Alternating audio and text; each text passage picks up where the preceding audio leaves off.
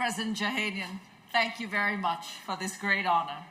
And for the trustees, the faculty, the staff, thank you for devoting yourself to this remarkable community. To all the moms, happy Mother's Day. Happy Mother's Day. And to all the parents, grandparents, and families of the class of 2024, you are amazing. I take my hat off to you. If not for your support and love, who knows?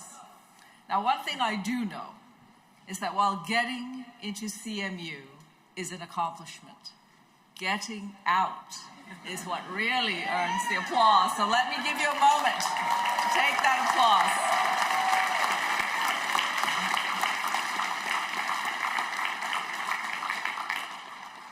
Class of 2024, I am proud to celebrate you as you take your place in this complex, tough, but wonderful world.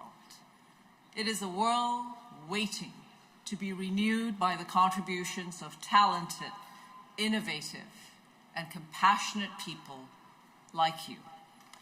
So my message today is very simple. As you step out into this world, be open to the improbable story. The ones where the storylines aren't straight and where the next chapter has yet to unfold. Be prepared to live your improbable story, because that one will be your best. My own story is highly improbable. As a girl growing up in a small town in Malaysia, if you had told me that one day I would lead a foundation working in Africa, stewarding a multi-billion-dollar endowment, I would have said, no way. And yet as a kid, I had a dream to work at the United Nations. And after graduate school, I landed my first job. That's right, a job at the UN. Everything was going according to plan. My boss was an extraordinary woman, the work, a global classroom. And yet I also learned that the UN, a dream that I'd staked my identity on, was just not the place for me to build my career. I realized that what the UN represented was a life in public service. And to my surprise, I came to my career in public service through the private sector. I applied for a job for which I was eminently unqualified. But the woman who interviewed me took a bet on me. I know you're smart, she said. I know you went to a terrific school. Now, you need to start learning what you don't know. Among the things I did not know was that working at a global healthcare company would turn out to be the best post-graduate school I could ever have asked for. That my corporate career would open up a path into public policy, ethics, philanthropy, and social change. That it would take me to Africa, the continent where I now live. That it would be the best possible preparation for what I do today. All that was highly improbable, but it happened to me. Now you're about to discover your own improbable story. Many of you graduating today have your next move mapped out. You may have a job lined up, or you may be off to graduate school. Some of you are taking some time to work things out, and that's great too. So my message to the planners is this: go ahead, follow your plan, but keep in mind that your life may not go according to plan. So be prepared to change the plan so you can discover who you really are. And to those of you who are still figuring things out, my message is this: you may be closer to the path than you think. As you travel through life, building your career, forming relationships, surviving setbacks and disappointments, you'll be learning about yourself. You'll be creating your own story.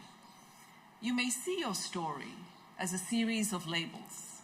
Labels are the people stick on you or the ones that you stick on yourself. And labels aren't bad. They help us make sense of the world. They help us make sense to ourselves. They telegraph to the world what we care about, what we're good at, what we're passionate about, what matters most to us at that point in our lives. And many of the labels you wear today fall into this positive category. Engineering graduate, arts and humanities graduate, and perhaps the most important, brightest label of all, CMU graduate.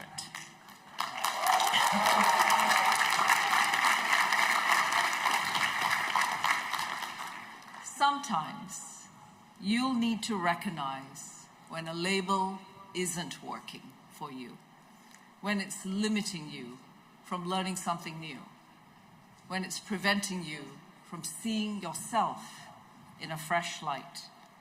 These are the moments when a label is holding you back from growing. There'll also be times when life throws you a curveball, an unanticipated event, where the label you're given is not the one you chose. This is when you may have to confront other people's prejudices, or simply recognize that they have their own limitations in how they see the world. Early in my life, I had to move past labels that were given to me to believe that there was more to my life, more ahead to learn and to achieve.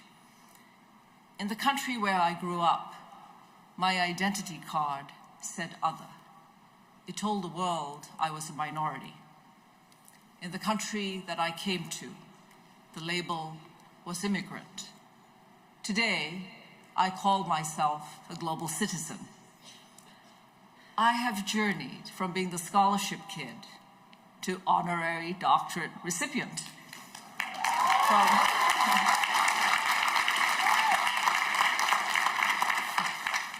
From being the unconventional job candidate to be the leader who looks for unconventional job candidates to join on a mission. By transcending labels, we come to know who we are. And you have a lifetime to work on that, to find and to live your improbable story. Now, every class of graduates enters a world engulfed by change and challenge. This time is no different. We're confronting conflicts and climate change, economic contractions and global inflation, and yet this is also a hopeful time. It is a time of scientific discovery, medical breakthroughs, technological innovations, much of which is coming out of Carnegie Mellon University. We have new cures and new ways to heal our planet and feed everyone. If we only read the headlines, we would think that the survival of our own species is highly improbable. Yet we've survived. We've survived because we've learned to adapt to new threats and to new risk. We've survived because we've banded together as communities. We've learned that collaboration saves lives, just as it did during the pandemic. And we've learned that by being kind and generous with each other, the world becomes a better place. So as I conclude, I'd like to share my last improbable story. It's set in the country where I live, where Carnegie Mellon, Africa, is my neighbor, in the city of Kigali in Rwanda. 30 years ago, no one would ever have believed that Rwanda would recover from an unimaginable horror. Today, this country which I've come to know, love, and call home, is a country which symbolizes economic progress, hope, and reconciliation. It's a country that banned single-use plastic bags 20 years ago, where 61% of the members of parliament are women, where a new startup can be registered within 24 hours, where an outdated narrative is gradually being shed. And how did Rwanda transcend? Her people came together to believe that they are a people with a future, to believe that there is strength in unity, just as Carnegie Mellon University is uniting the world. Today, we're celebrating Commencement in Pittsburgh. Next week, 7,300 miles away, on the Carnegie Mellon campus in Kigali, your classmates will also be celebrating Commencement. So class of 2024, you are united, not just because you represent more than 90 countries, but because you're going forward together to take your place in this world. You are prepared to lead, to transcend labels, and to live your improbable stories. So I call on you to stick to your values, to see the humanity in our differences, to inspire each other, and in the years to come, to remind each other to put your hearts in the work. In a fractured world, remember that you can create the story of a world that has become more united. And that will be the improbable story.